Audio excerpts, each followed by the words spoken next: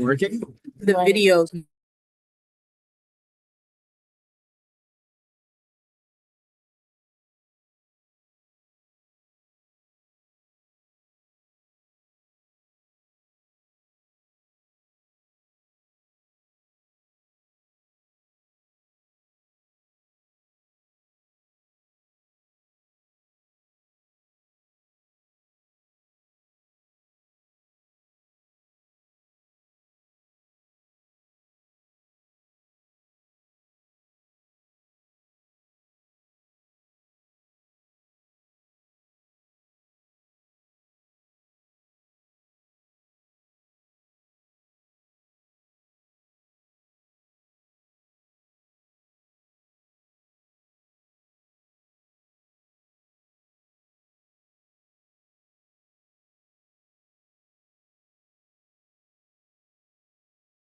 Maybe for semi. They don't need to see us anyway. Oh, so just. Yeah. Yeah. Friendships are about to Can I pay call off. you? Like a typical like spring break, Yeah. we're gonna have fun and then showers to shit. We're about to start. Can you There's please? some of them are not friends, so. And we'll see if I want. I'm officially calling this meeting to order at 6:51 PM in the Flying A room. Before we begin, we call for students to acknowledge that the lands the University of California locations were built upon were expropriated and founded upon exclusions and erasures of indigenous peoples' human rights throughout California. UCSB is built on Chumash land, specifically that of the non-federally recognized Barbareño tribe. As an association that pushes the student body's voices to the forefront, we should aim to make strides past just acknowledgement to those who continue to fight for their right to be recognized and respected as the original stewards of this land. I ask you all to dedicate time and care to personal education and to advocate for justice alongside Indigenous people. Senator Gerson, Senator Butler, Present. Senator Walkerani, Present. Senator Iden, Senator Lala, Present. Senator Kada, Present. Senator Sue, Senator Corlew, Senator Sandy, Senator Zaw, Present. Senator McClintock, Present. Martinez, Senator Wang, Senator Abbas, Present. Senator Brenderson, Senator Wahila, Senator Amin, Present. Senator Al-Khatib, Present. Senator Ganesh, Senator Singh, Senator Ola Aleton, Present. Senator Malhis, Senator Chaudhry, Senator Dolly, Senator Balderrama. Present. Yeah. I'm now accepting motions. Senator Sandy. Motion to excuse Senator. Right, so it's working, so. There's been a motion to excuse Senator Gerson until 8:30. Is there a second? Senator Amin, Second. seconded by Senator Amin. Do I hear call the question? Senator Walkerani? Question has been called. Do I hear any objections? Consent. Hearing none, motion passes. Senator Wahila. Motion to excuse Senator Malhis until 8:30. Motion, there's been a motion to excuse Senator Malhis until 8:30. Is there a second? Senator Chaudhry. Seconded by Senator Chaudhry. Senator Goodall. Call the question. Question has been called. Do I hear any objections? Consent. Hearing none, motion passes. Senator Sue. Motion to excuse Senator Ganesh until 8 PM. Senator Goodall, Second. seconded by Senator Goodall. Do I hear all the questions, Senator Lonkarani? Question has been called by Senator Lonkarani. Do I hear any objections? Consent. Hearing none, motion passes.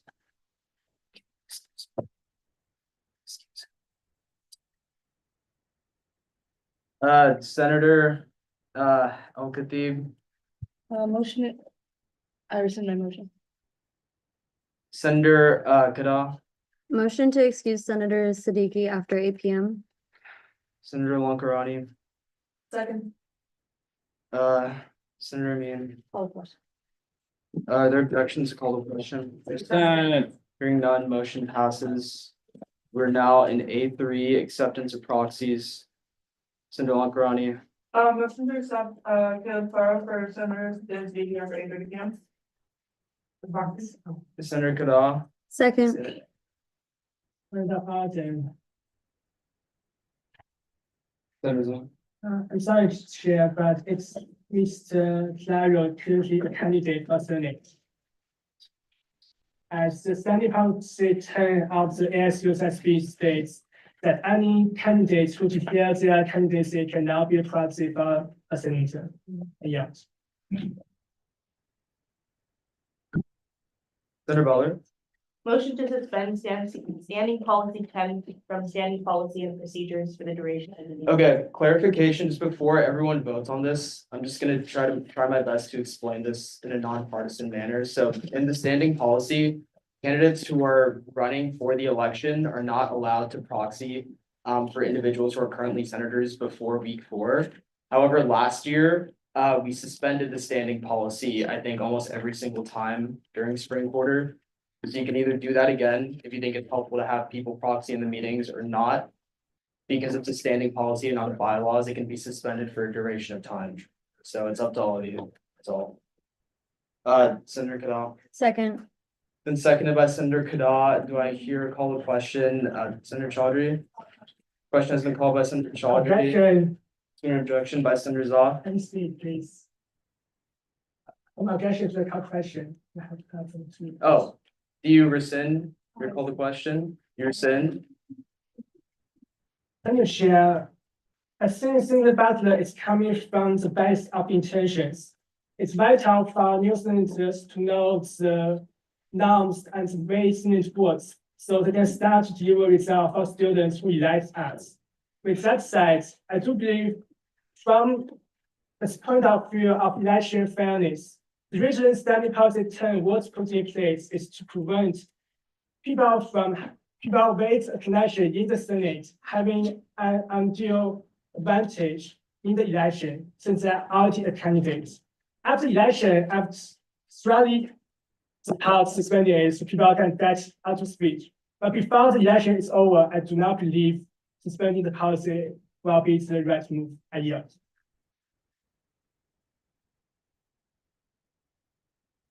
I was kind of like in between on this because I know it sounds a little hypocritical because I was someone who was a candidate last year and I proxied.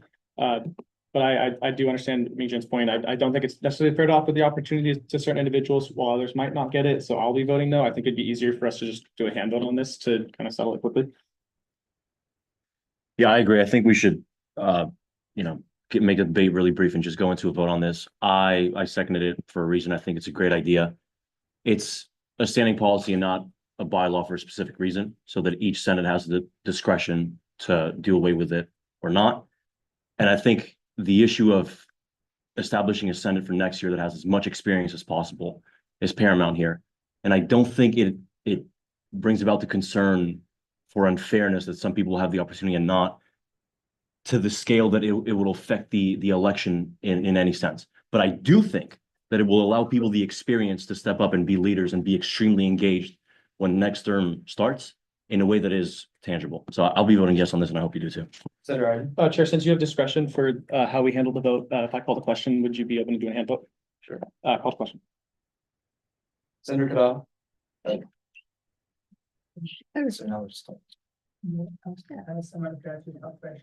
does anyone object to the call to question? Okay, if there are no objections, we are now going into a hand vote. So you have 3 options, yes, no, or abstain. I'm going to call out each one. Please raise your hand as to which one you're voting for. Starting out with those yes in favor of the motion.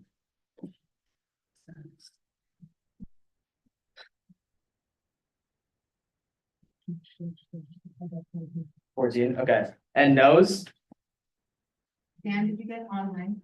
Oh, right. Let me- Oh. where is the Zoom? Let me ask Colin. Yeah, you could. There's 3 yes votes on Zoom. Okay, So 17. 17 yes, and then no's? 4 yes votes. 18. Okay, 18 yes. 2, I'm seeing 2 no's. Are there any no's on Zoom? And abstentions? Any abstentions? Okay, vote is 18 yes, 2 no, the motion passes. Okay, I think I'm just gonna go ahead and move us directly into public forum. I'm not sure if Sean or if anyone else, if you guys have a list for me, or if that's been created.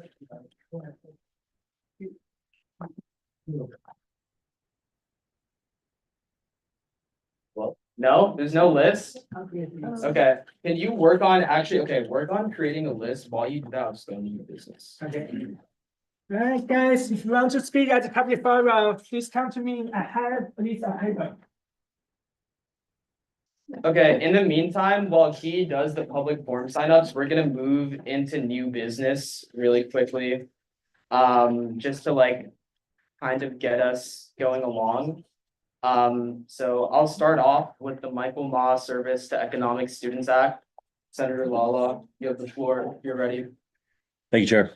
So this is a project that is both deeply personally important to me, and I think will be important to the association in its future as well. In the middle of last month, two dear friends of mine, as well as to the 9 or so students who signed on as student sponsors, Michael Ma and Mason Ryan, tragically passed away in a car crash in nearby Camarillo. They were both beloved and really bright members of the communities that they were part of during their time here. They lit up everyone's day when they had a chance to, which was quite often. And Mike in particular was honestly the brightest economics student that I've ever known. And he brought to me the idea first during our freshman year from 2022-23 that UCSB is one of the very few major campuses in the United States that does not have access to what's called the Bloomberg Terminals. It's the Bloomberg Terminal on Campus program, which allows economic students, but anyone who is interested, access to really sophisticated trading data. It could be commodities on the other side of the world, things that students will need to build a strong career path for themselves. And both Mike and Mason really sought these kinds of opportunities themselves and always recognized and spoke to me, especially when I came to my service in the Senate, that these kinds of opportunities were often not available to students who sought them. So in their honor, as well as for every student who will hopefully make use of this if and when we get this project accomplished, I really hope that we vote for this today. To explain a little bit more of the detail and why I worded their 4 clauses in the way I did, we're directing the acting executive director as well as the associate director of technology, who is personified in the same official, Sean Lieberman, for this year, to begin this work in collaboration with us in Senate, other elected leaders, and hopefully the economics department and other relevant stakeholders on campus. But really, we want this to be an ongoing effort where I'm very clear-eyed that this is not going to be resolved by the end of our terms. And I hope next year's executives and Senate leaders take this up just as vigorously, because I think it could be a really long-lasting legacy in a way we tangibly add on to students' opportunities here. I think that covers it all. I'm willing to take any questions. Right. Yeah, really just shitty tragedy that happened, and it's super unfortunate, but I think this could be a really cool thing. I am hoping to work with Sean on this. We'll see how it goes. I was able to reach out to actually my first professor I ever had here in the economics department to see if they're interested. I'm planning to reach out to the stats and data science as well, because at least as an economics major myself, a lot of the times it's not super applicable. I know there's a lot of other people in different majors who would be able to utilize a service such as this. Because a lot of times it's just like theory, and not a lot of the real world application. But it'd be exciting. And so this is kind of like, I guess, our first step. And then moving forward, I'd appreciate everyone's support. So I appreciate it. And hopefully in terms of like, if funding comes up, we're seeing in my discussion with the economics departments and data science, we're going to see if they can chip in at all, because I hope that we don't have to bear the brunt of the cost. Senator Whitsandy. Amazing for doing this. This is like, I think it's a great way to honor the memory of these students that, this is very unfortunate. I don't really know if it's like an app or like, what is it necessarily? Senator Lala. It's not an app. It's not like a Robinhood or anything like yeah. that. It's a platform which takes, business finance institutions will use and pay to the tune of tens of thousands to use every year. But if it's done at the campus level, and they obviously have a program specifically for this to facilitate it, the campus pays or whoever enables it, and then students can use it for those purposes. So it's a lot more sophisticated than a regular app would be. But secondly, it has a little bit more of an access barrier and this huge cost to get in the first place. Senator Iden? Yeah, it's a really good market analysis tool. And we don't really get a lot of those opportunities within the economics department, if at all. A lot of it's like independent work on how you might be motivated. So it'd be like, it's like, seriously an amazing tool to be able to utilize. Senator Zal? I move to vote on the micromath service to economic students as by hand vote. Senator Kadal? Second, There's been a second on the motion. Senator Lonkarani? Question? Question has been called. Do I hear any objections? Hearing none, motion passes. Okay, so we are now going into a hand vote on the Michael Ma Service to Economic Student Act. Hands up for yes.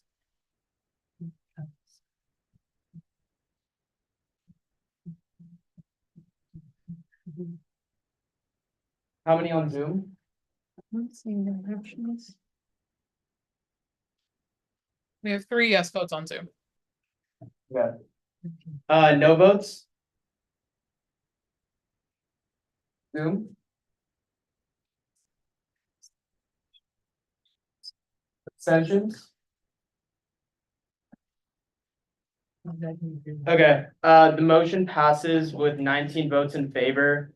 I just want to say, I didn't know Michael personally, but I knew some people close to Michael. My condolences are with you and for anyone else out there who's grieving. It's a great tragedy anytime any student at UCSB passes away. I mean, that's horrible to think about at this age, like someone that we see every single day could just not be there anymore. So my prayers and thoughts are with everyone who's reeling from the loss. Yeah, and there were 0 abstentions. Okay, that being said, we're now gonna move into public forum. So first up is gonna be Kamaya Jackson, who's here to speak on their board position. Hi, you have 2.5 minutes to speak with 2 minutes for Q&A. Please say your name, pronouns, and enunciate, but refrain from yelling. Speculation of a senator's intentions and abilities is prohibited and will result in strikes. 3 strikes and you will be removed from the ability to speak on the floor. Wait, say that last part one time. Speculation of a senator's intentions and abilities is prohibited and will result in strikes. 3 strikes and you will be removed from your ability to speak on the floor. I'm just reading off the. You have 2.5 minutes to speak and then 2 minutes for Q&A, but we can motion to extend your time. If you want to request more time, you can request that. For the speculation part, how does that work? You guys stop me when you guys say you can't say that? Senator Zal, if you'd like to. Yes, so if a member of the Senate believes there has been a violation to the Robert's Rules of Order that prohibits speculation of intentions, they may raise a point of order, in which case the chairman will rule on the point of order. If the point of order was suspended, then the speech will be cut out. If not, the speech will continue. So you guys are saying you cut off my speech if I say speculation. What do you guys consider speculation? Speculation of intentions only. So you can say, I believe something is blah, blah, blah, but under the current rules, we cannot say, I believe somebody did something because of their, out of what reason. Isn't that, what's it called? You know, your, I don't know, so I can't say certain, can you repeat that one more time? I'm sorry, please. So as it's written right now, speculation of a senator's intention and abilities is prohibited. That's how it's Only if written. I name that senator's name, correct? Or all the same? If you name their name or the title of their position, it would still count. You can say whatever you want to Three say. strikes? You can say whatever you want to say if you preface it with saying, I believe. Okay, I'm gonna start off, okay, I'll wait till. Yeah, I just want to read off like all of the speaking agreements and then you can go. It's just one paragraph. So the last part is just like, yeah, 3 strikes and you will be removed from the ability to speak on the floor. Please note this meeting is being recorded. You may speak on any issue, whether it is on the agenda or not. Please include a content warning if it will be graphic. You may only come up once and you may choose not to answer questions. You may begin. I'm gonna start off saying I believe in all of this. So to associate students, Senate and Oh, UCSB. sorry, can you give your name? I'm sorry, Kamaya Jackson, she, her pronouns. Okay. I'm gonna start off again saying that I believe for this whole thing.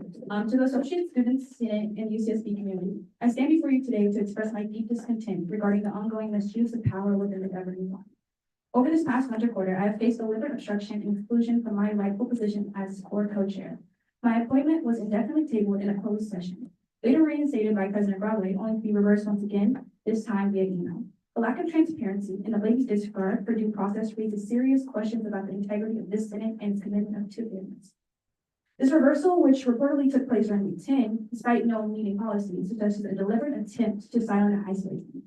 These actions are not just procedural missteps, they are targeted efforts to prevent a Black woman from holding a leadership position within NAICS. I refuse to allow these exclusionary tactics to go unchallenged. I call on the Senate and IBB Pinto to publicly explain why my appointment has been repeatedly blocked, why decisions are being made behind closed doors, and why equity in student government is being treated as an afterthought rather than a priority. I formally request an apology from the Senate and IBB Pinto for the exclusionary tactics used against me, immediate reinstatement of my appointment to SCORE co-chair, a commitment to transparent governments, ensuring no future appointments are blocked without due process. If this matter is not addressed properly, I will exercise my right to speak openly about these injustices to a broader student body and community. I will not be silenced. It is time for AS to decide whether it stands for student representation or for maintaining unchecked power at the expense of marginalized voices. Thank you. I'm open to questions. If anyone has any questions, you may go. Okay, there are no questions. Thank you so much for speaking.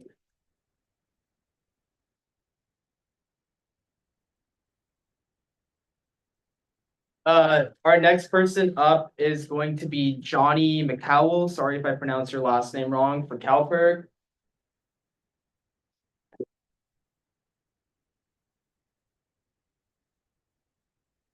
Hi, you have 2.5 minutes to speak with 2 minutes for Q&A. Please state your name, pronouns, and enunciate, but refrain from yelling. Speculation of a senator's intentions and abilities is prohibited and will result in strikes. 3 strikes and you will be removed from the ability to speak on the floor. Please note this meeting is being recorded. You may speak on any issue, whether it is on the agenda or not. Please include a content warning if it will be graphic. You may only come up once, and you may choose not to answer questions. You may begin. Okay, awesome. Yeah, my name is Johnny McConville, CalPERG. I'm just gonna be sharing you all some announcements from CalPERG this week.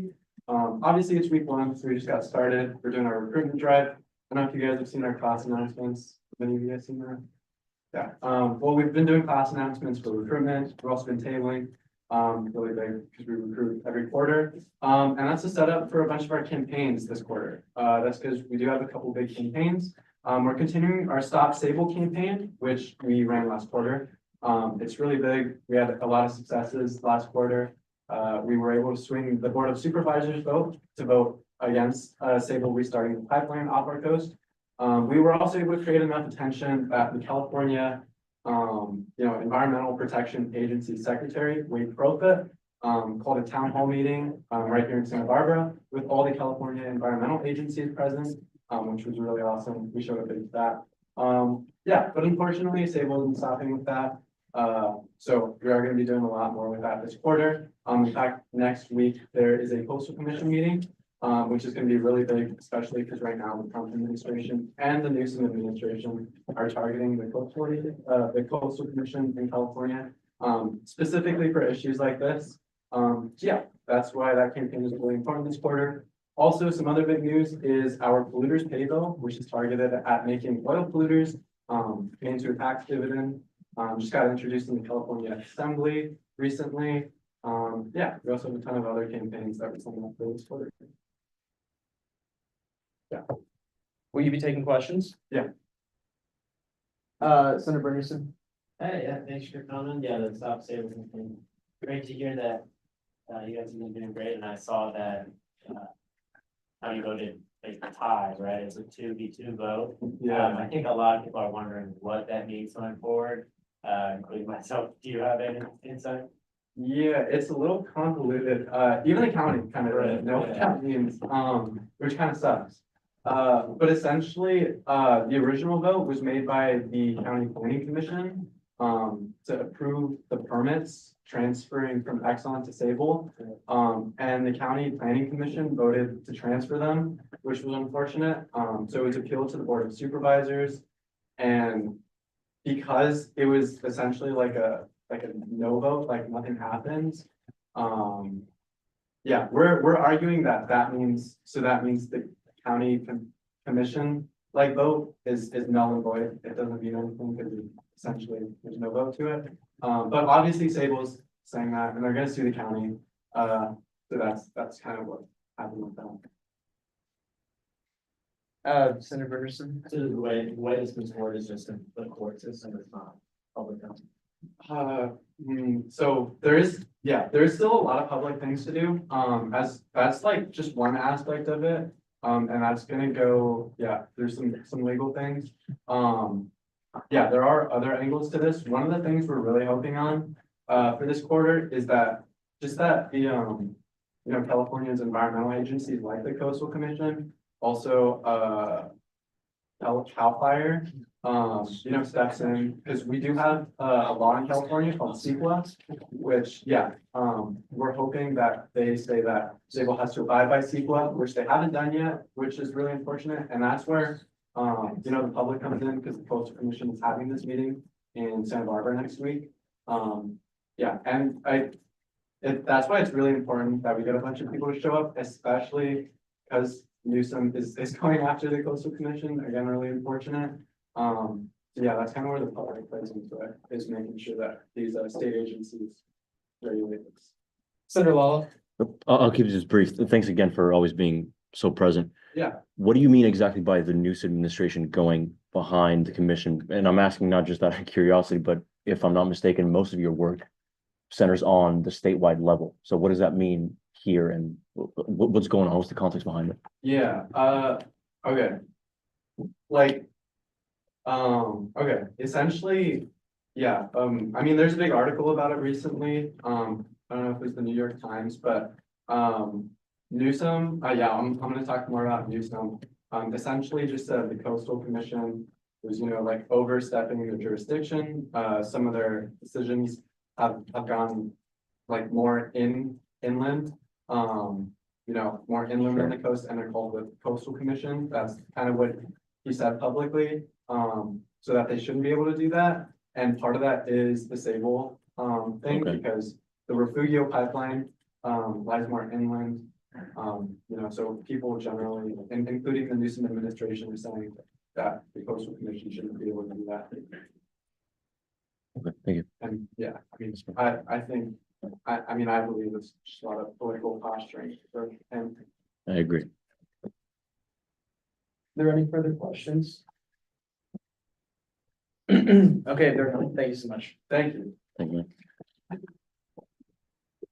Our next speaker is Queen Allah on the Kamaya veto. It's Allah. Queen Allah, sorry. Allah. Allah, Yes. sorry. Hi, my name is Queen Allah. My pronouns are she, her, hers. I don't have anything prepared, but, do you need to read me the speaker thing?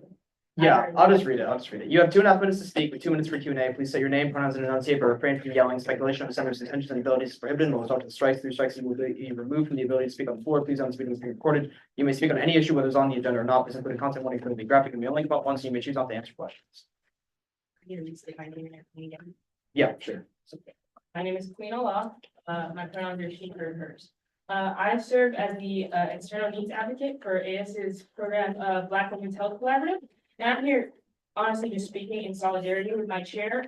I believe that the fact that this veto or this decision was made and not open a public record is a little bit unethical. You know, granted, I'm not totally familiar with ASB vote and how all that works, but as a member who she serves as my chair, I think it was interesting that this investigation or lack thereof didn't extend to us, because I feel like that's how you get a comprehensive understanding of something like that. And just speaking from my personal experience and being under her this entire time, she's the most dedicated about business individual that I've ever met, you know, besides probably my mom. So I just think it's interesting that when we talk about things like equity in an institution where less than 5% of the student body is Black students, and in particular, Black women and non-men, that when we're talking about equity, that's something that you guys are trying to hinder. I believe, but that's something that you guys are trying to hinder. So it just calls into question, like, what equity means on this campus and like what it all stands for. Because like a lot of these people who are sitting at this table, you know, our organization lobbied for, we voted for, and to see that this is how we're treating Black women on this campus, it's unreal. And it's just not what I would have expected from this group of individuals. So I really like, ultimately, I'm up here to say that like I stand firmly behind my chair, and I think that she served this campus in beautiful ways. And I think what we've done is great work. And, you know, not to extend that you guys are not also doing great work, but I'm confused. I would love if this investigation or if this vote could be made, the details of it could be made public, to just for, transparency purposes. Because as a person who serves under this chair, if she's being, barred from being a chair of another organization, I would like to know why. And I think our organization deserves to know why. So, yeah, I think there's some miscarriages of justice and some miscarriages of equity all around. And, I would love to be corrected if I'm wrong, but I think transparency is important in situations like this, and it just hasn't been any. Are there any questions for the speaker? Senator Butler? Just a point I wanted to touch on. If you go to our Facebook page, our YouTube, the whole meeting that ended at 3 a.m. is it's public record. You can specifically see even the set motion with regards to the appointment on there, and then also our minutes are public and accessible to all entities as well. You can, I do just have to say as like general guidance, whatever was discussed in closed session is technically not on the Zoom or public record. Whatever was discussed in open session is, was that your question? Yeah, thank you. Yeah. Okay, thank you, guys. Okay, I think I have one person left, but their name is crossed out, so I'm not sure if they're still going. Caitlin Lewis, you still want to speak? You okay? All right. Thank you everyone for speaking at public forum. Before we go back into new business, I want to give time for a cabinet report from the Internal Vice President's office. So if our Chief Compliance Officer, David Junior Sim, would like to take the podium and talk to us about a report. I have two things Okay, to talk about. I don't know how you want to split up the. whichever order you think is best. Sure. Hello, everybody. Happy spring quarter. It's day 3. I'm already so tired. But I have two things that really are leftovers from the last meeting in winter to discuss with you guys. Let's jump into it. The first one, and both of these are on my website. And they should also be linked, probably not on this Senate email chain, but on the last meeting for winter Senate email chain. But if you guys need it, just send me an email. First one is recommendation 25 WQ02201458, which is the recommendation on the ability for association members to receive external pay. This interesting event came up because of a project that the president and the EDPLA office has been doing for, I believe, 2 years now. Their offices have been creating a wonderful collaboration grant called Raise the Bar within California, and it has been a tremendous success.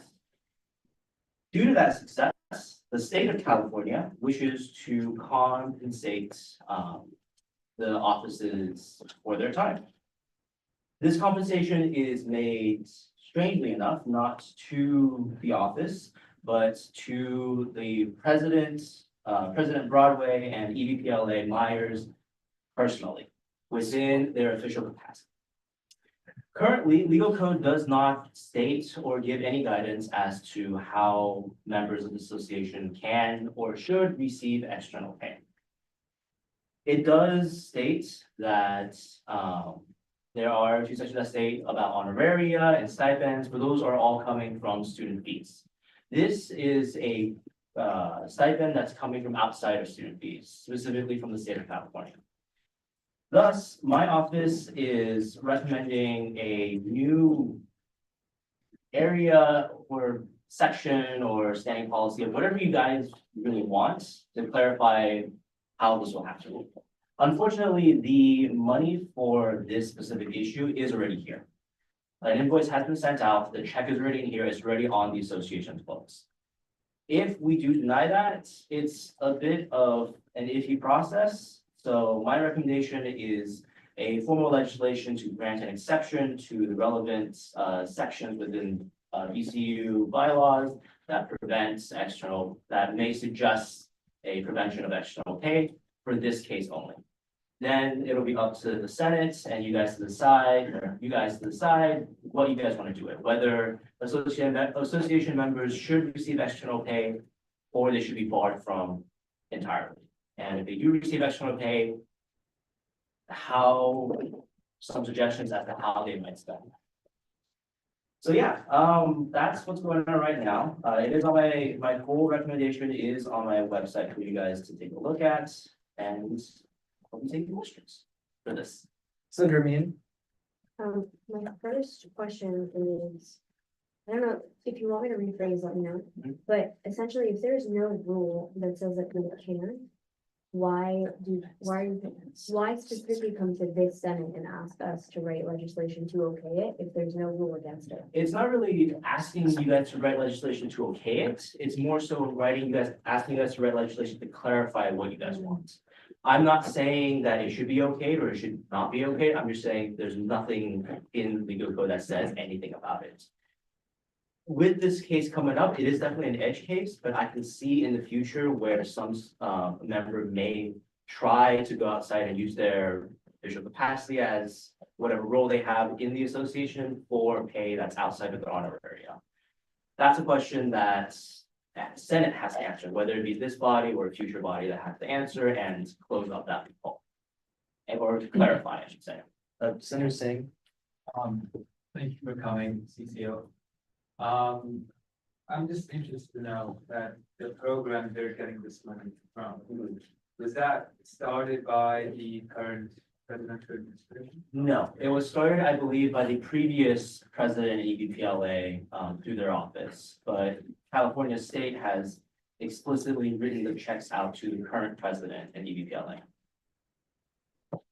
Senator Iden. Would you mind just providing some clarification on where the funding is from? Was it earmarked for any intended uses or is it available for personal use? As to where the funds come from, I am personally not sure. All I know is that it is not for student fees. It is a grant that's managed by the state of California in collaboration with the president and EBPLA office. Senator Iden. And is it earmarked for specific usages or personal usage? It is just, it's marked as a stipend, specifically for the two individuals. Senator Mean. I have a feeling that some people are gonna disagree, but I don't think that this is the Senate's place to get involved. If there's nothing against it, it should just go through. I hear you, I'm happy to engage in writing legislation for it if we have to, but if there's nothing and there hasn't been anything, I don't think that we need to. I completely understand. I will say the issue that I personally foresee is that there is nothing that explicitly gives guidance on this. There are sections, which I believe I referenced in my recommendation, that hints at whether it's allowed or not, and it could be interpreted some way or another. When the dust settles, worst comes to worst, it'll go to a JC case, basically. If you guys don't do anything, I'm not saying you guys have to, but if you guys don't, in my mind, sooner or later, this issue will be brought up at JC. Yeah, I just want to say, no matter what you think about it, like as the legislature, whatever you think about it, that's exactly how you should want the bylaws, whatever policy or standing policy we make to look like. Because otherwise it's going to be interpreted by whoever's on judicial council next year. Just putting that out there. Are there any further questions on this part of the CCO's report? Senator Mean. My point was that I think vague words are better because they get to be interpreted by whoever is on JC or whoever the student is, whoever's on the Senate at that time. And so you get a more current response. That was it. Yeah, I wasn't disagreeing with anyone, by the way. Are there any further questions? Okay, you can move on to your second report. So my second report is a case number 25 WQ 0203-031834. Compliance issues with a bill to create the AS Rices de Tierra. I don't think of that, I'm sorry. Issues. You can read it, you can read the full 19-page reports. However, TLDR from the Senate, in order to protect the BCU and to make it valid within the association, it has to be rewritten. There are a lot of places that, I should say, 90% of it contradicts what is currently in place. It contradicts financial policy, it contradicts AS bylaws, it contradicts parts of standing policy. I have, I believe, multiple pages of recommendations on the specific sections of the BCU article. So this is just to bring to your attention. It's long. If you guys need more time to look at it and call me back for questions, I'm more than happy to come back. Senator Sandy. We're gonna find this before. It'll be on my website. So it's compliance.as.ucsb.edu. And then if you go to internal compliance reports, and internal compliance documents and cases, it'll be there. CCO, I just wanted to ask as like a point of clarification, because I think this is new to everyone. Was administration involved in this, like associate students, professional staff, in terms of determining compliance with existing AS policies? No, all compliance determination is made by my office. Senator Martinez. Could you send the report, on an email? Yes, I can link it to the current thread for today. Also CCO, it's totally at your discretion, but maybe if you wanted to go over like some of the things that were mentioned in the report, but it's up to you. Let me just quickly send this email to everybody real quick. You don't have to, it's up to you. I mean, does the Senate want to know? I know you guys have other things to do as well. It's up to the Senate. Yeah, okay. Let me get this out. Here we go. Okay. If we look at.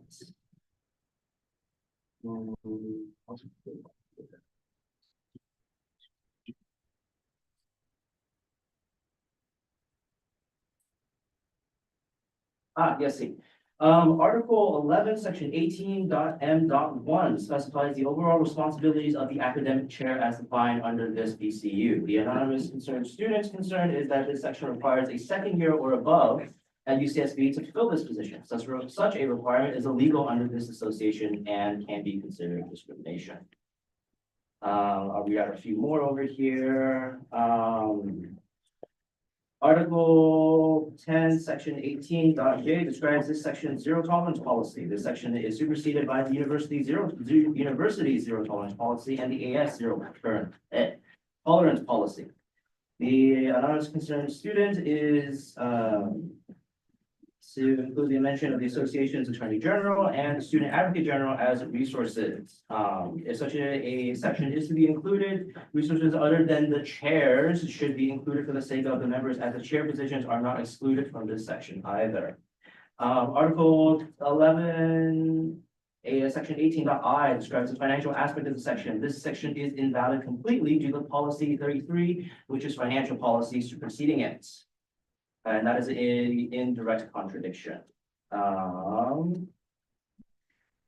Let's see, some smaller things here and there. Article 11, section 18.h specifies the affiliation of the BCU. This office notes that while these affiliations are formalized through legal codes, they must still follow UC policy and association policy in collaboration with AS admin and career staff to ensure compliance.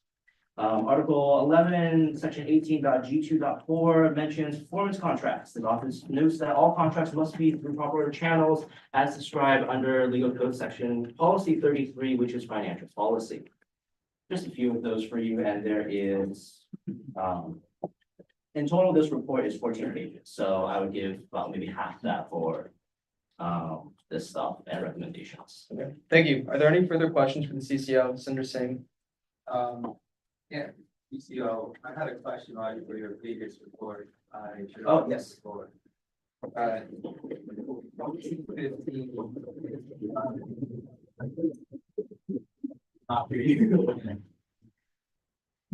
Policy 15 is about conflict of interest, right?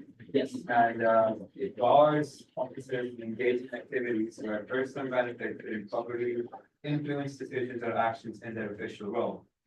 Basically, it prohibits officers from using their official role to obtain like financial benefit unless it's like. It bars them from obtaining personal gain. However, in this case specifically, it really wasn't personal, it was for a grant. for the public stand. Senator Singh. But is it not personal gain because it? Well, they didn't know. Yeah, this stipend was not like part of the renewal deal. It was spurred on to the association. Even the executive director was surprised about it as well. There was no communication about the stipend until it was flying our way. Are there any further questions for the CCO or either report? All right, if there are none, thank you so much for your time, CCO Singh. Thank you. guys.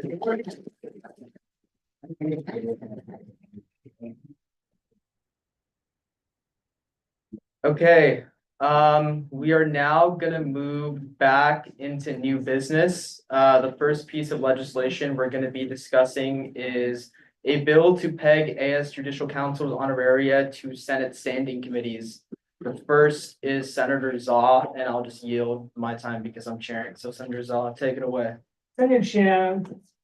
The reason I propose this bill is that in addition to the weekly meeting that our SBCO has, JC has additional duty of hearing case, which is often time sensitive at very short notice. I'll give an example. When there was a case brought up about the constitution amendment for the special election, JC has less than 16 hours from receiving the complaint and schedule a hearing, which is during week 10, I believe, or week 9. And the meeting goes on for literally hours and hours. Currently, JC, due to its sensitive nature of interpretation of the Constitution, will be required to take action in short notice in order to compensate or recognize their contributions. I believe it's proper to peg the honoraria to a Senate standing committee's equivalent. So all this bill does is, well, let's say there is the chair of JC, there's a chair of Senate standing committee, their honoraria will be the same. So it's a pegging system. And it's still lower than senior Senate leadership because, let's be honest, I would think JC is not that much work compared to Senate. So I find that being a good balance point. And yeah. Does anyone else have any comments on the legislation? Senator Brenderson? You have like the numbers of like how much the honorary is going up, like the little vague legislation? Senator Zaw? Thank you for the catch. Yes, I will include that in the final version of the legislation, which will be voted next week. But from a rough estimate, I believe it's about $1,500. Senator Brenderson? What was it previously? Senator Zaw? So previously, the JC is paid as a normal BCU, so 450 for chair and 300 for council member. Senator Iden? Just sharing my thoughts on this. I'm not a fan of this legislation. I'm not exactly, I don't really get excited about raising one, entity's honoraria compared to like everyone else's honoraria. I prefer it to all be standard, in my opinion. I understand there's like discrepancies when it comes to like Senate and execs, but obviously those are very different roles, as JC is. But in this scenario, in respect to fairness, I don't see a need to do so with a raise, is my opinion. Senator Zaw? Senator Chair, I fully understand the point of Senator Iden, and I wholeheartedly believe that AS is now overdue for honorary review. We are getting about, I'll say, $5 per hour of their work. That has to go. But in the meantime, while we work on the broader improvement, it doesn't mean we couldn't make any small improvement. Even with that new legislation that Senate passed, JC is still the lowest paying branch compared to the executive and legislative. Given it's the judicial branch and the representative office, perhaps it's my opinion that it's proper to be paid at least to a Senate standing committee. And yeah. Senator Iden? So just to confirm, so I understand your reason a bit more now. You're viewing it separately from a BCU and raising it to the stat, like this equivalent of like the same level of the Senate. My only issue with that is I understand they do a lot of important work. As does every BCU, especially when it comes to like, you know, BCUs with a lot of responsibilities, like really big BCUs who do a lot of events on campus. I get it. I still don't think that fully convinces me. The other issue is, at least with honoraria, and before we even go to a vote on this, is just having a discussion with finance, because I've had a lot of discussion with the Associate Director of Finance and Budget about this, about raising honoraria, is it really does eat up our budget every year, and increases are extremely hard with our current capacity. And I don't feel comfortable starting that process of like raising honoraria itself. That's just where I'm at. Senator Martinez, I just want to make a quick motion to excuse Senator Butler at 7:41 p.m. been a motion to excuse Senator Butler after 7:41 p.m. Senator Al-Khatib, seconded by Senator Al-Khatib, Senator Lakarani. Question has been called. Are there any objections? Hearing none, motion passes. We're now back in discussion on the Senator Singh. It's the financial impact. Thumbs up. Around yearly below $1,500.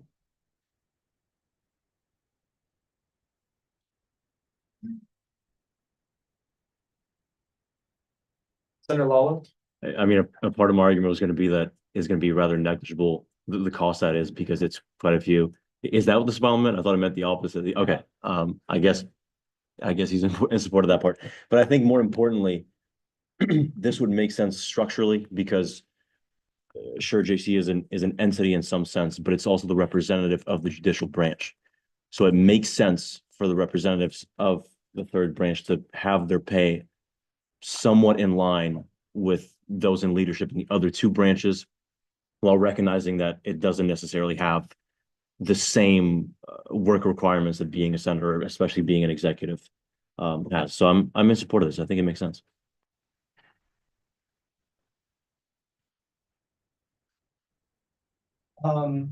Senator Lee. Okay. But I appreciate your opinion. Senator Singh. I kind of see where Senator Wyden is coming from. You know, we already started our budget process this past week. We have a good insight financials, but at the same time, Senator Lawler makes some good points and Rizal makes some good points. They are basically equivalent to what they're 3 branches, you know, they are one of the main branches. So I don't see any reason why they should not have the same on the rate as us. Senator Iden. When would you say that JC is doing most of their work during the quarter? Senator Rizal. I'd love to give an answer, but I really can't. The workload of JC depends on how many cases are filed and how urgent the case is.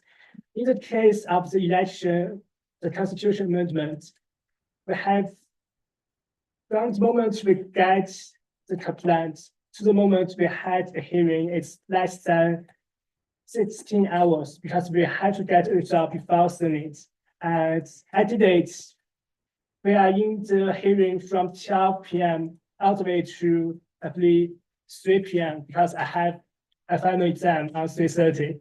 So that's the.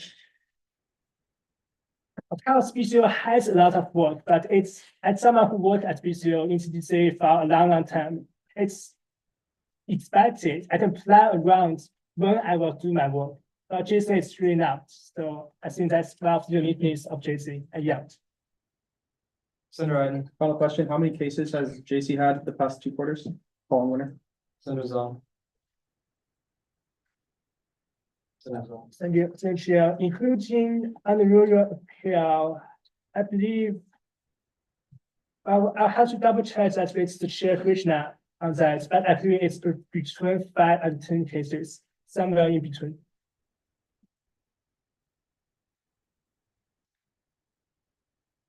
Senator Iden. Motion to table a bill to peg AS judicial councils honoraria to Senate standing committees. Senator Amin. Second. There's been a second on a motion to table a bill to peg AS judicial council honoraria to Senate standing committees. Do I hear the call to question? Senator Chaudhary. Question has been called. Do I hear any objections? Consent. Consent. For how long? It's just, it's, if it's unspoken, it's generally just till next meeting. It's just till next meeting, generally when it's. Well, okay, no, just a table. Yeah, it's assumed to be 1 week. He's correct. It's assumed to be 1 week, but it doesn't say specifically. Do you rescind your objection? I do. Are there any objections to the consent? Seeing none, motion passes. Senator Zaw, Thank you, Chair. I move to amend the agenda of the day and add a bill to revise the TDC legal code under new business.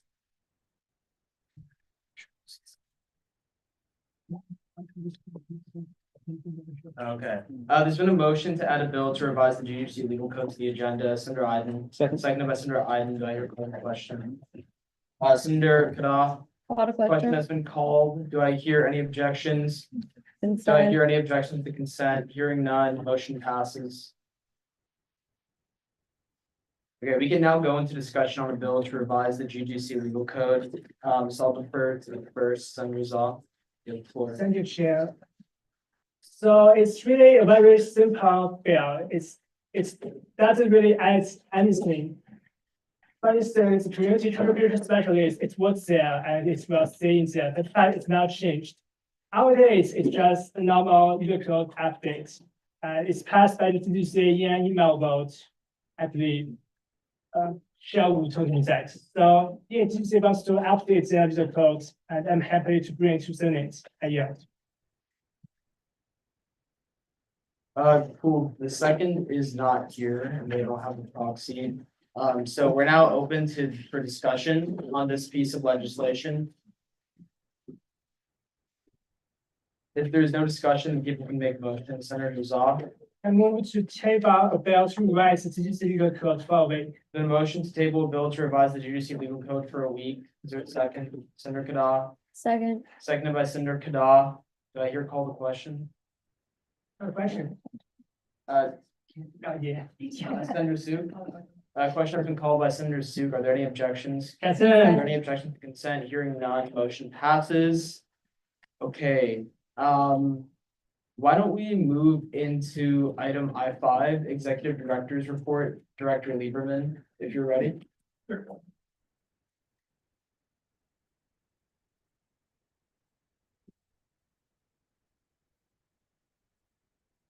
evening, everyone. Good to see you. Got just a few fun things here. One is that this room will be renovated. I think tentative start date is next week.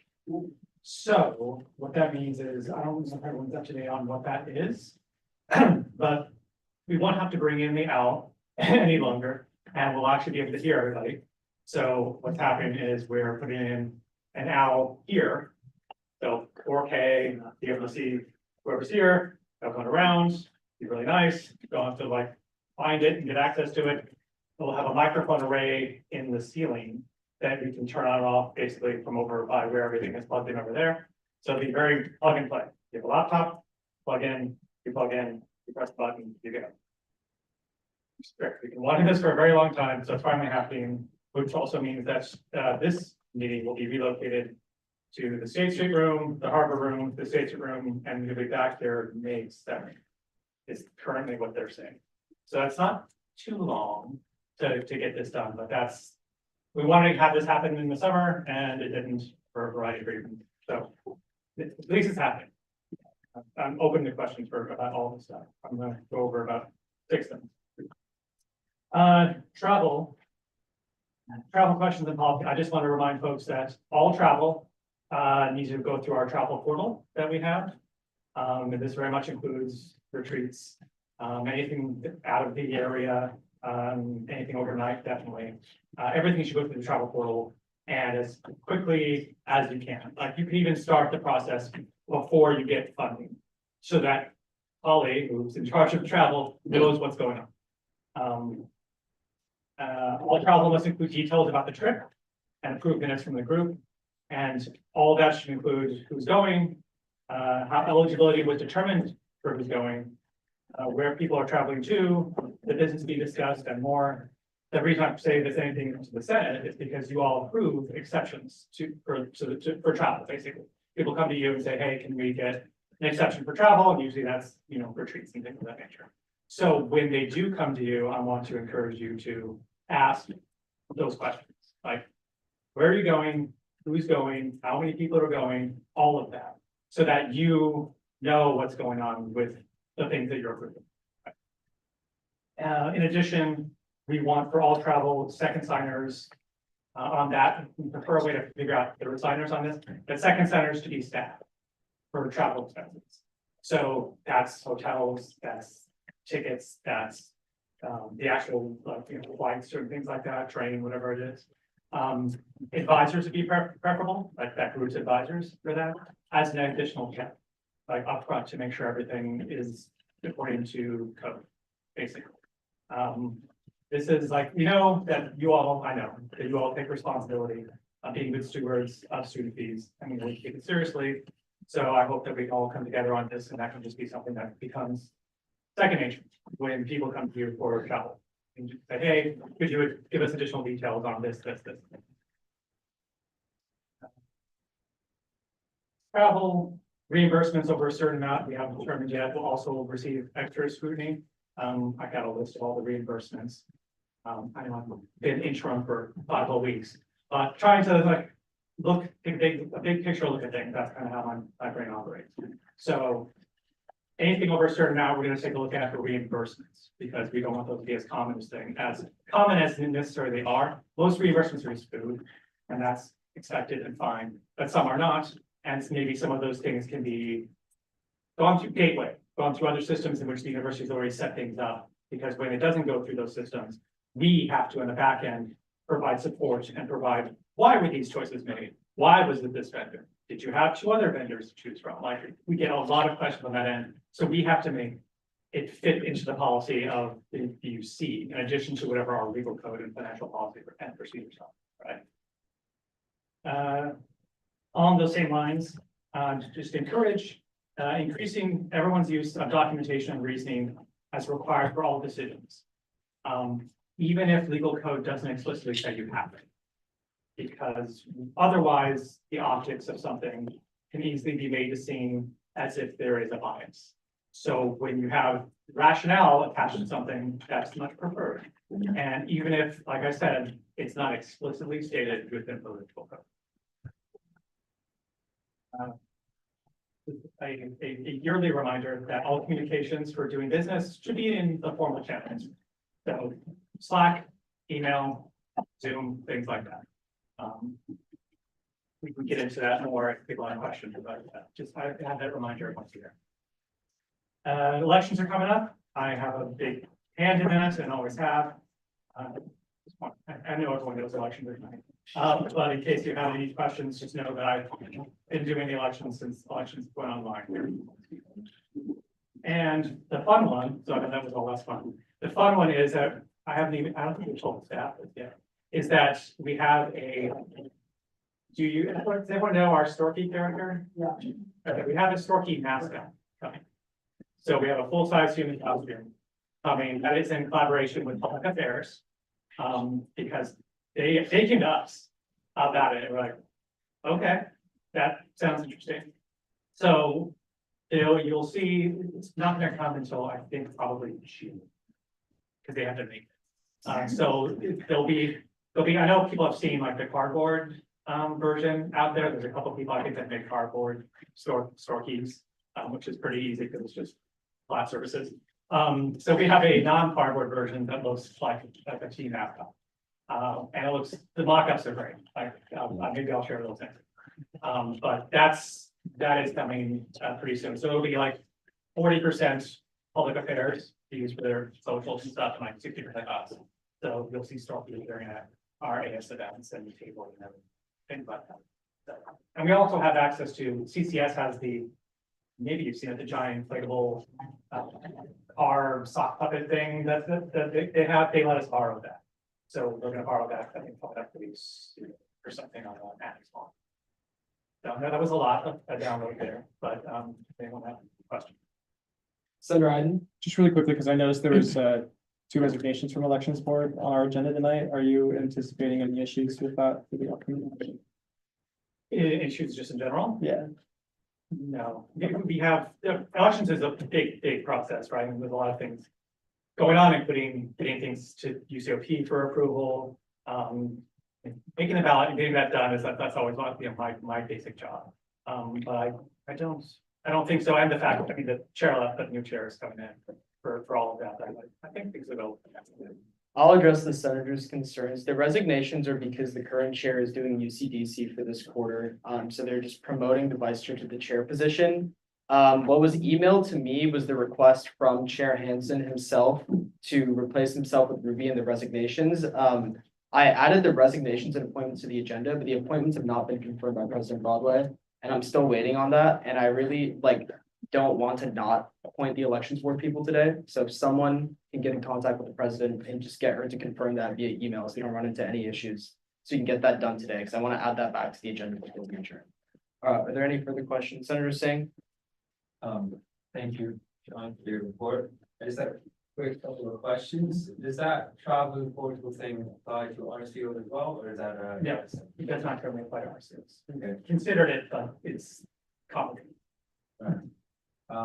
And about that three vendors thing, so whenever someone comes to my committee asking for money to buy something, we always ask for the three vendors. Right.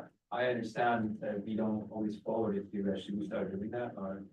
It's typically, I think we only ask if questions come to play, like about the expenditure of funds or something else about it. And I mean, I mostly brought those up as an example, like with travel, I don't need you to look at Delta, American, like, United, like that's not what it's for. But it's also just for fair play, right? Because we also, when you're buying from something, from somebody, we want to make sure you have family associated with that group, like, because that's not okay. And we don't know that for a lot of things, so just the more detail, the better. But yeah, that's a good point. Senator Bridgerton? Yeah, thanks for coming. Thanks for stepping into such huge shoes. I guess I have a question about travel as well. It's like, is this related to any ongoing issues, or is this just a reminder? There are ongoing things, but this is, like I said, I'm, been 5 weeks. And so I'm coming and looking at some things that maybe have been weaknesses. And so the travel thing, definition of what is travel, still, a little bit of weakness, but travel exemptions being, what's the percentage of travel exemptions that are granted? Is it 100%? With travel things that come up, what level of detail have the groups submitted? That's an important thing. So I'm just now becoming aware of the back end of things. Of well, this is this. Okay, was this proper? Was this proper? And so I want to head all that off. I don't want it to come to that. I don't want to have to look at a requisition in the back end besides signing off on something. I want to be able to be like, oh, this was appropriate because everyone knows the rules and all the checks makes sense.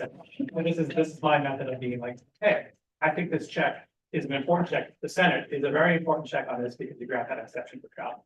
So please ask the proper question with that, because otherwise, and also use the portal, because then the liability also decreases when we do that, right? When people travel and they don't tell us that, we're going to this place with these people on this date, and we don't know, that is definitely a problem. So. Senator Lala? Thank you, Director, for the cohesive report as always. I wanted to go back to a question the Senator Singh asked earlier, because first off, I think it fully makes sense for ES entities to go through a more thorough process here. I think it fully makes sense. You said that you guys had considered RCOs being included in this reform, but ultimately decided against it. And I'm sorry, you said it was complex, but what exactly was the considerations going into it? Because from my experience, I think it does make sense and is a positive step not to include them in it, especially because RCOs and their advisors are often not very directly linked. It's often just someone who is like, oh, I know that professor, let's just put them down on paper, and you've actually never spoken to them in years. Yeah. So I suppose a part of me is advising that keep it this way and in future terms, but also wanted to get your rationale on why you decided against it. It's very, very much that, is that Okay, in the past, RCOs had more direct advising.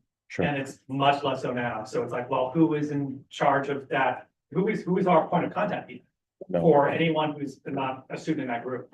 I mean, it's hard, it's like, well, just the, director of SEAL, like, Mhm. that's not appropriate. Right, So it has to be something else, and we haven't quite figured out what that workflow would look like. sure. Like, would it be within our own portal? Would it be something within Shoreline that we could work out that accommodates things that we are giving funding to them? Yeah, And it's a bigger issue that won't even just dip my toes in the water to like look at. But because like travel is such a sticky thing. makes sense. Thank you. Senator Singh. Yeah, so just talking about that again, what if we like start having them to fill up forms with all that information, like, oh, do you have anyone? And do you know anyone in this company, is that what you're buying for them? With all the details, all the and other vendors that they consider as well. But if we just have them fill out a form every time they submit a requisition, For your opinion? or like anyone that's purchasing like items or like travel, stuff like that. It could be something that's explicit to the form, really, like, yeah, I like, because conflict of interest is a thing that is something big that's on my agenda. For things, the conflict of interest is almost entirely university defined as financial, right? It's like, are you or someone in your direct, like, family benefiting from what you're doing? Yeah. We could integrate some of that to be more explicitly in a requisition, just period. Yeah. That might be helpful, that's a good idea. Yeah. I don't want to make the requisition like 10 pages long, and I want to make it transparent, like, so that when you're signing, you know what you're signing. That's also really important, but I like that, that makes sense. Like, because we all sign, conflict of interest statements, we sign, but conduct statements, and those are like blanket things, and then there's usually policy, it's a blanket thing. But to be reminded of it in the moment of making a purchase is also probably beneficial. Senator Zah. Thank you, Chair. Hi, Executive Director Nikolai. I want to start by thank you for your efforts, especially recently with all those administrative duties. And speaking for myself, I think you have done a great job, and I want to offer my appreciation to you as other students here at USSB. Of course, yes, my question is, about that, I want to say, I also fully support your move to increase the level of compliance when it comes to travel, when it comes to reputation. There's no doubt about that. All relevant policies should be compliant with. With that said, historically speaking, I would say there has been not that clear communication of the expectations when it comes to travel, comes to reputation, which in turn lead to some group may have done what they thought as the right process, but find out in the end it's not. Well, there will be a way for those group to kind of make up for those missing documents. Yeah, so education training is an important part of this too, right? So people knowing what is allowable, what is not allowable, and heading it off hopefully before things are expended, right?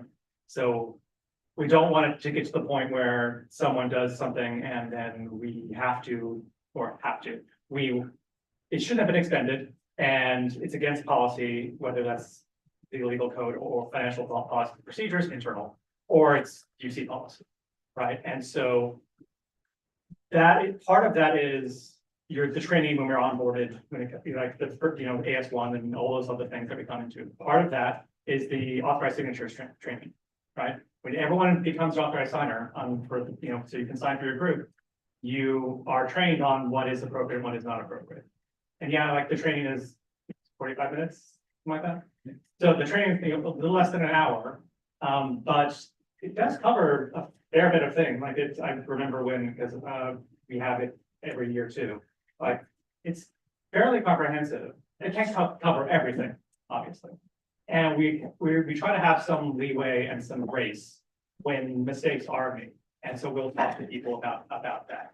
So that is built into it, right? So there is a grace of things. It's not dictatorial, right? And the reason I'm bringing this up now is because I just want the education to begin here too, right? That we're all on the same page about what we can do, what we can't do. And a part of that is about your advisors also, right? So it's the training that finance committee offers. It's the onboarding that we get in general as senators, as just members of the association. And it's also the advisor who needs to be aware of all these things too, right? So that's not very that step. Your advisor should know where, if you're, let's say it's travel. Your advisor should know where you're traveling, who's traveling, and because you use the site.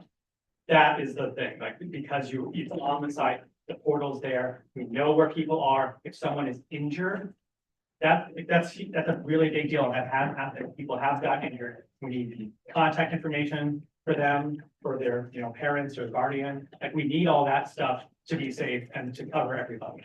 And when we don't have that, that's a problem. So this is me letting everyone here know, and we will end up sending out these kind of guidelines to everybody. It's not just gonna be blah, blah, blah right now. It's gonna be in a text form later too. And I've run this stuff by our FinOps team, and he gave me the thumbs up for this too. So yeah, it's not gonna be a hammer coming down. We're gonna discuss it among. Senator Iden. Just really briefly, jumping back to the UCOB in the ballot, or sorry, UCOP in the ballot. Do you know when we might get approval? And if else we already have, and the flexibility with amending the ballot following that?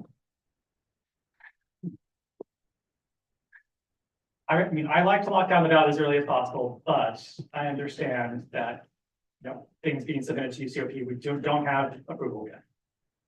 It does take time. We can pressure them because we're on a timetable here, and tap our watch dramatically and hope that they get back to us, not hope, know that they'll get back to us. This is what we kind of do most years. It's like, hey, this document needs to send another email, or Marissa, most likely send another email. Or Polly sent an email, right? To be like, hey, we need this for the state to lock it down because I need to test. Like, that's a bit like, I test the ballots. Because the ballot is GSA, AS, and then CEC is split. So I have to test the language, test the logic, make sure it works.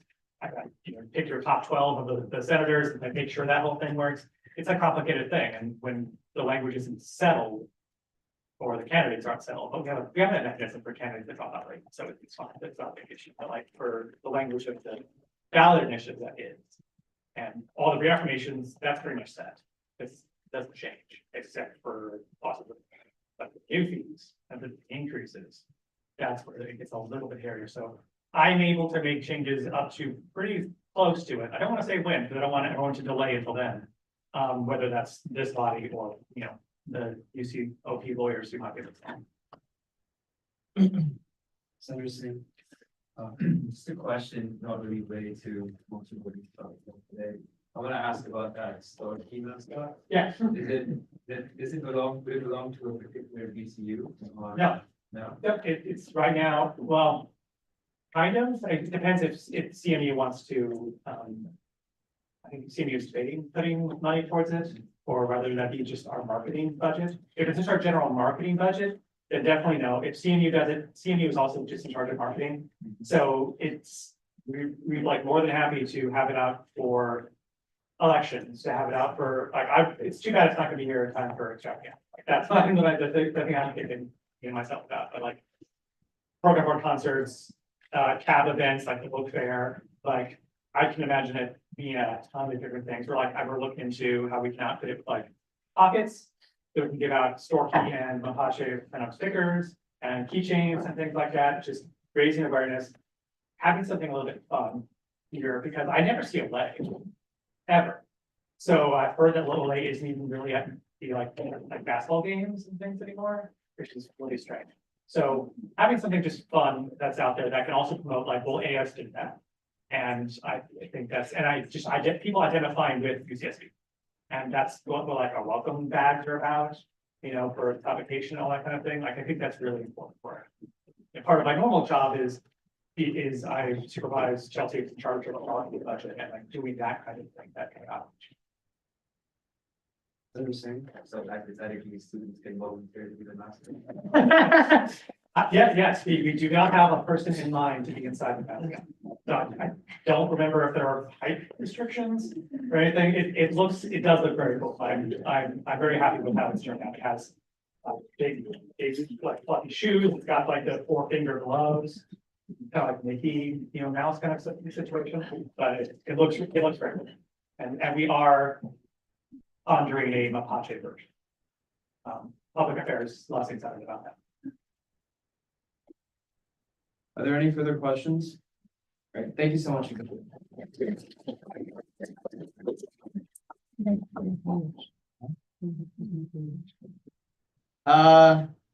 Senator Sue? Can I give you a report? Can I?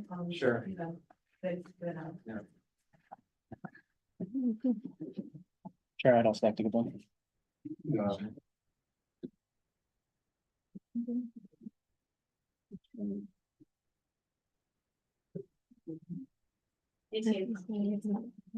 Today we had our coffee chat communication IS. It went really well, pretty good turnout. I'm a little sad that not a lot of you guys showed up, but it was decent. Big shout out to everyone that did come, and shout out to my committee for helping out with it. Since not all of you guys were there, I thought I'd review some of the things that we went over, so these things just don't disappear into the void. First thing we talked about was events like that. We kind of came to the conclusion that liaison committee should host events similar every quarter. So I'm probably gonna be writing that into our committee bylaws or our legal code.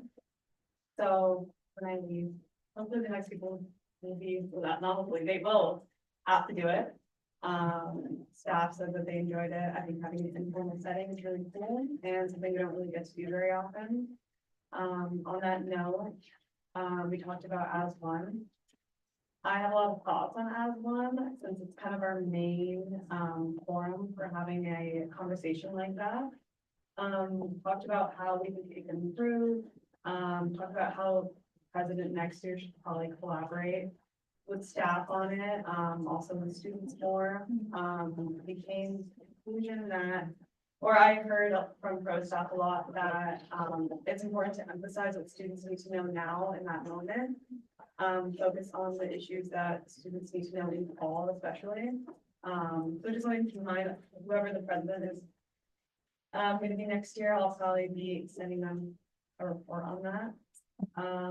Yeah, and then the next thing we talked about was trainings. This is something that is an ongoing issue, something I'm still trying to address. I know me and Senator Iden talked about it. So, you know, keep an eye on that. We're gonna be kind of rethinking that a little bit. I think that's all I've got. I am also, I heard that Holly is coming up with an event space for the new senators. To kind of meet up with the old senators, you know, when we hand off at the top. I want this to be something that liaison committee, perhaps I would be a part of. I know when we came into this space, it kind of happened in a very negative way. I don't think anyone said, oh, congrats, you know, this is great, you know, like good for you, it's like nothing. I just kind of sat there and listened to how bad AS was, how inefficient it was, and I think, you know, it wasn't very useful. So I think being able to hand that off would be really helpful, and hopefully some of us can attend that, and hopefully I'll become a bigger part of that. And yeah, but and yeah, they don't have any questions yet. No, we got it. Tried.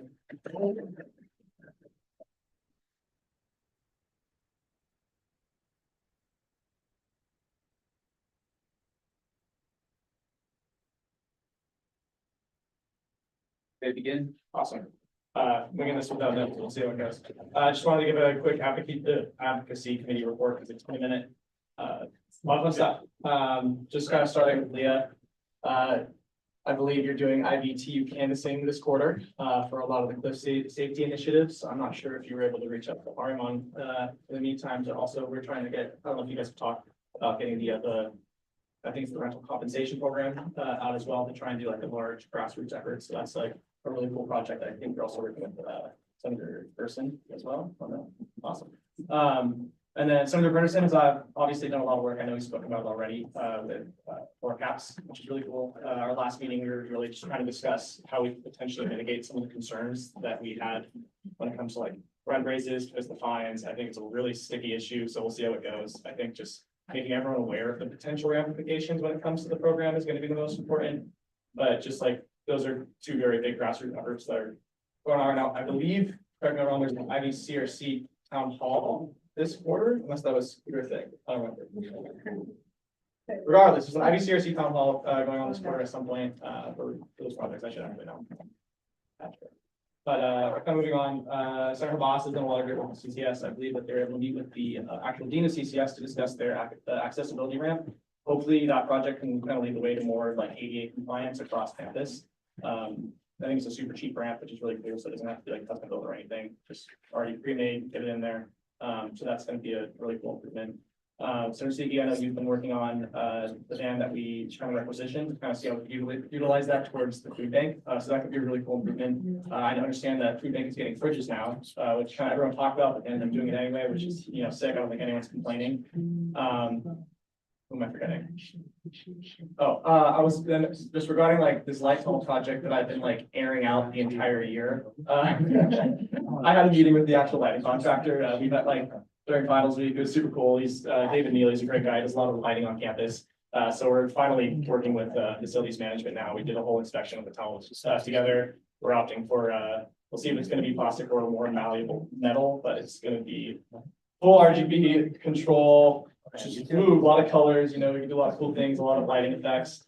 You know, get something for Pride Month, Halloween, you know, whatever holiday you might want to put out, which is really cool. So again, if anyone wants to join in on that, it'd be a cool thing to say you did. I'd love everyone to be involved. And in terms of funding, I'd love everyone's support. It's looking like the project, I believe like the RGB lights are coming out to about $80,000 for the entire setup. And then that's not including labor costs. I'm doing like an overestimate right now of 150K. Which I understand is an expensive amount. I still think it's a good idea to put funding towards that because it's going to be a permanent thing that's going to last. Like the last tunnel was like done in 2 weeks and it's been here for what, 12 years now, 11 years, which is super cool. So like hopefully this one could be even longer. So it's a long-term investment. I'd love everyone's support regardless, but I guess that's kind of about it. If anyone have any questions? Tish. All right, we don't have much on the agenda. We only have 2 things left and then procedural stuff, so I want to get out of here by 9. So I just appreciate if everyone can just like help me speed it up. I'm just gonna go into minutes and allocations. I'm accepting motions. Senator Iden. Motion to bundle and approve all minutes and Motion allocations. to bundle and approve all minutes and allocations. There a second, Senator Ganesh. Seconded by Senator Ganesh. Do I call the question? Senator Walkerani. Question has been called. Are there objections to call the question? Are there objections to consent? Hearing none, motion passes. Now moving into item L, discussion items, UCIV's DCU status. Senator Zah, you have the floor. Thank you, Chair. So the reason for that is as a deliberation of the outstanding PCO award. The team found that although UCIV has done great work and create good student impacts, we cannot recommend for them to receive the award because it had some legal issues. They are a PCO, but they're also part of the EVPLA's office.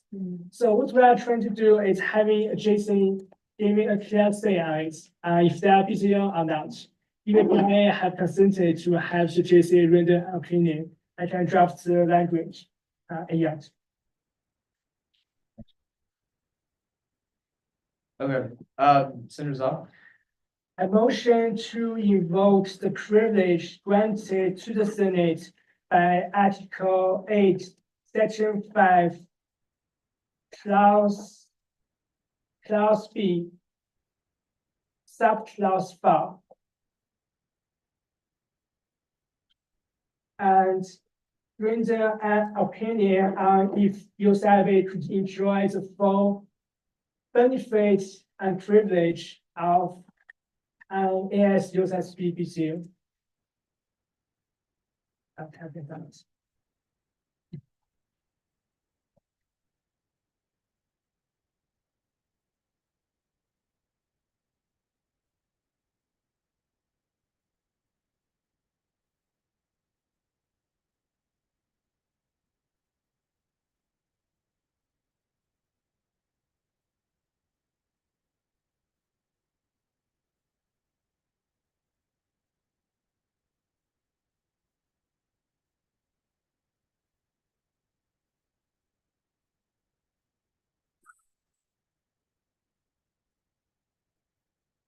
Now that everyone can see the motion, would everyone like to second? Senator Sandy. I second a motion to invoke the privilege granted to Senate by Article 8, Section 5B. And asking the judicial council to render an opinion on if UCID can enjoy the full benefits and privileges of an ASU year. That was a second. Senator Mean. Second, I second that. That was my second. So call the question. Question has been called. Are there any objections? Any objections to the consent? Seeing none, motion passes. Senator Ganesh.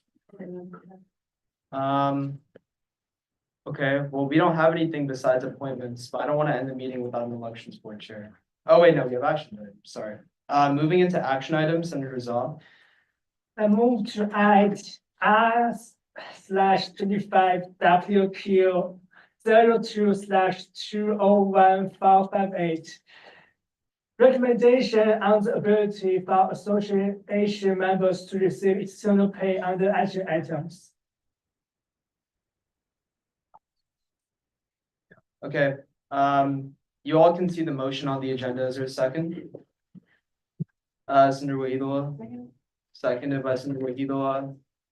Do I hear call the question, Senator Chaudhary? Question has been called.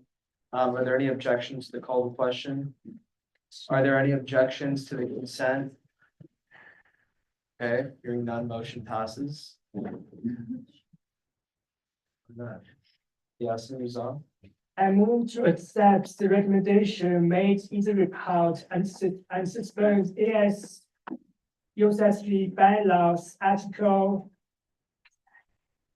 9 about the purpose of allowing President Nancy Grotway and EVPLA overniers to accept the payment given to them by the state of California for their contribution to the Rest Bar project, and commend Chief Compliance Officer David Sim and his office for the exceptional dedication and professionalism demonstrated in the drafting and execution in the report. Is there a second on the motion? Senator Iden? Could I request that we wait on this till we just, so we have the ability, like, I still know what the money was for. I would just like to wait a week if that'd be possible. This, considering this was like just sprung this on us tonight, I don't really know all available. Would you like to rescind your motion, Zal? Sure, I rescind this motion. Okay, the motion has been rescinded. Okay, we're out of action items then. So all we have left is appointments. Right? Senator Zal? If I may, I could suggest a rather creative way of doing the appointment. Even though we're currently lacking the appointment from the president, maybe we can first give the consent of the Senate. So once the president makes her appointment, it will just go through without another vote. If the Attorney General wants to comment. I don't understand. That's ridiculous. AJ, you may approach the podium. Senator Iden? Would I be able to ask Sean a question? Yeah, sure, once AJ is done. Can I actually just give a report while we wait for appointments? What, okay, ask your question first. One thing at a time. Sorry, Sean. Are you gonna face any difficulties with the appointments not being approved within the next week if we don't do it tonight?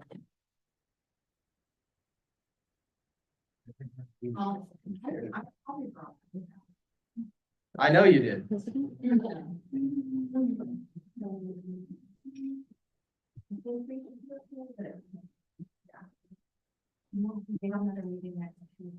Would the vice chair just not assume the role of chair in the interim? I think that's. Technically, under line of succession, the vice So chair would assume the chair. We'll be fine for a week if we don't get it done. Okay. But there won't be a vice chair, it's fine. That can be done later. Okay. Yeah. This is fine.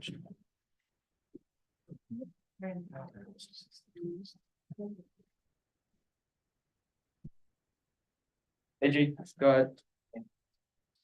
while we wait for an email from the president that says I appoint Ruby Hewitt as president, there's a couple things I wanted to bring up.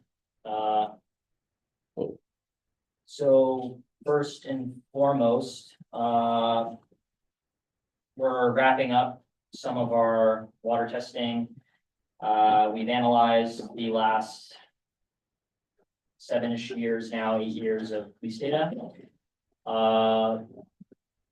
Dr. Marquez, before she left, had forwarded me on some testimonies and things from the 2014 April riots.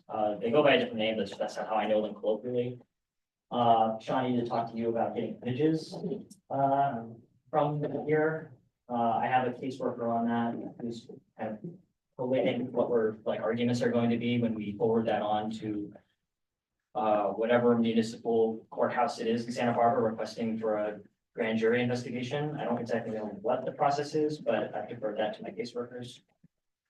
If you guys are curious about what those riots were, there was never an investigation into them in April of 2014 because of the tragedy that ensued immediately a month after. It was completely overshadowed by the events that transpired. If you guys are curious about that kind of history, it's kind of worth looking into.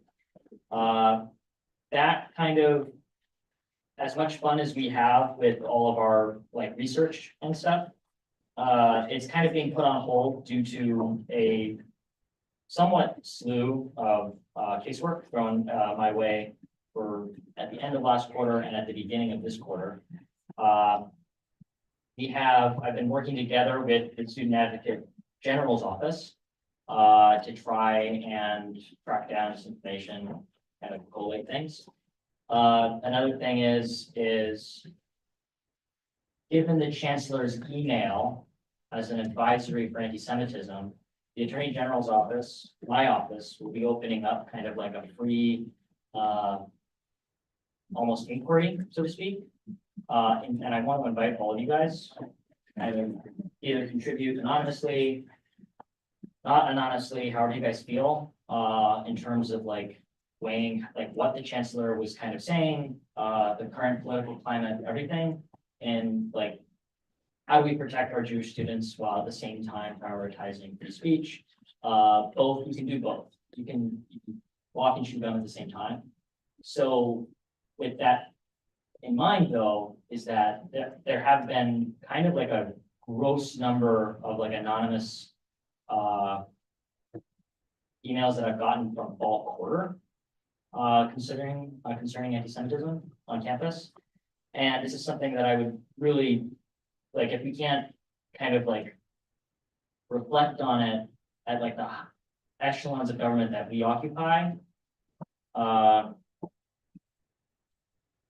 think we kind of got to start here before we start looking. So if we can just kind of, I'll forward you guys an email with some resources and things like that. I'm trying to look out and say if you guys if you guys have seen anything, if you guys are thinking about how wanting to propose solutions or ways that we could work towards to improve the conditions that we have.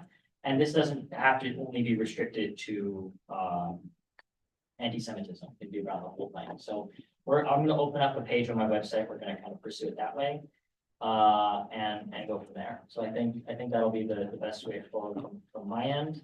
Another thing is I just got an email from the president saying they appoint Ruby Hewitt as elections board chair. I'll forward that on to you guys. And then we'll just go.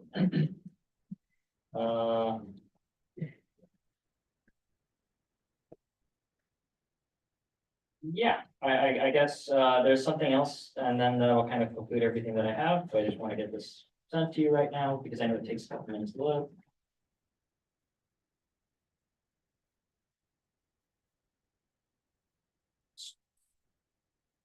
Right. Another thing is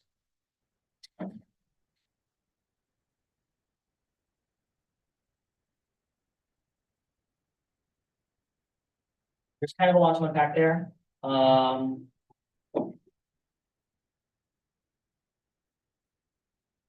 guess I just want to say that if you guys don't answer emails when we're asking you to be interviewed, it goes immediately to JC. And if you're not there to represent yourself in JC, I encourage you to read my legal code on what it says, on what happens when JC rules against you in an Attorney General's case. With that in mind, I'm just asking you guys to please be, willing participants and collaborators and try to help us track down whatever it is that happened.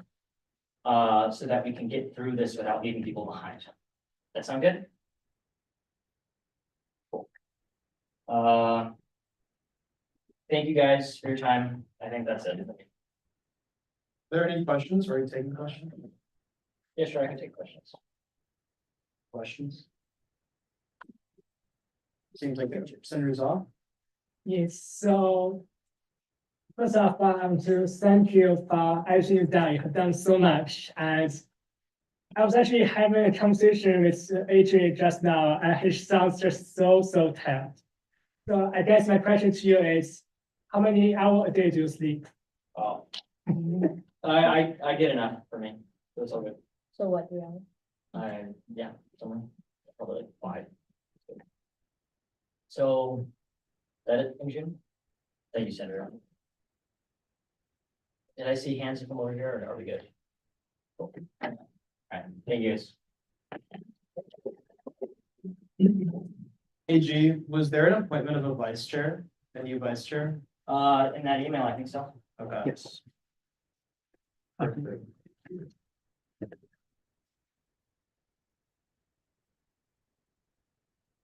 Yes. Akita Verada. Got it. Thank you. Senator Iden, Motion to add, the following appointments, under appointments on the agenda. Ruby Hewitt as Elections Board Chair, as well as Ahita Varada as Vice Chair for Elections Board. there's been a motion to add the appointments of Ruby Hewitt as chair and Ahita Varada as vice chair of the elections board. Senator Kada, Second. seconded by Senator Kada, Senator Longarani. Question has been called. Are there any objections? Consent. Are there any objections to the consent? Hearing none, motion passes. Senator Iden, Motion to bundle approve all appointments and resignations. Senator, I would say I did just receive some appointments from committees. Got you. If someone wanted to motion to add those on, if you wanted to rescind your motion. There's my motion. If Senator Zah, I move to add Nina, I'm sorry if I butcher anyone's name. I move to add Nina Ashtare for sales outreach and recruitment coordinator. Has worked out background for sales outreach and recruitment coordinator. Anaya who have me for sales outreach and recruitment coordinator. Sophia Faye for sales internal liaison and EJ Wright for sales internal liaison. Senator Kada, Second. and seconded by Senator Kada. Do I hear a call to question? Senator Whittier, question has been called. Are there any objections to the call to question? Consent. Are there any objections to the consent? Hearing none, motion passes.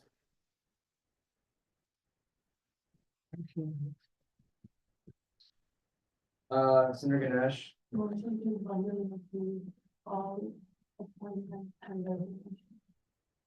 Senator Iden, Second. did I recall the question, Senator Kada? Call to question. Question has been called. Are there any objections? Are Consent. there any objections to the consent? Hearing none, motion passes. If I'm not mistaken, we are now in adjournment. No. Accepting motions. Acceptance. Oh, acceptance of the agenda. Thank you for reminding me. Senator Iden, Motion to accept the agenda. Senator Kada, Second. Senator Ganesh. Are there any objections to the call to question? Are there Consent. any objections to consent? Hearing none, motion passes. Senator Ganesh. Is there a motion to adjourn the meeting at 8:34 PM by Senator Ganesh? Is there a second? Senator Martinez. Second. Senator Iden. Call the question. Are there any objections to call the question? Consent. Are there any objections to consent? Hearing none, motion passes. Guys, it's the record.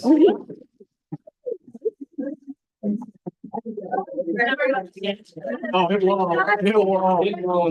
Say that, that's great.